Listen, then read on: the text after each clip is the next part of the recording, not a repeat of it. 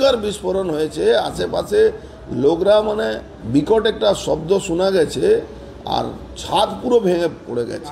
আগে বিস্ফোরণ আর এখনকার বিস্ফোরণের মধ্যে তফাৎ আছে।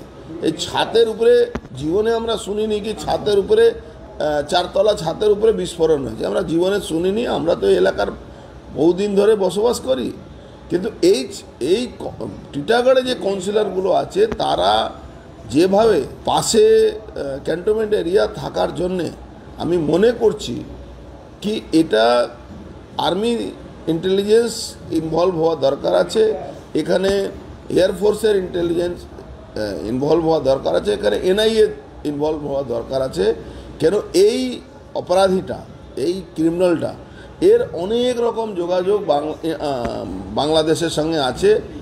কাউন্সিলর যে আরমান মণ্ডল আছে এর আনসারুল বাংলার স্লিপার সেল নেই, এর একটা তদন্ত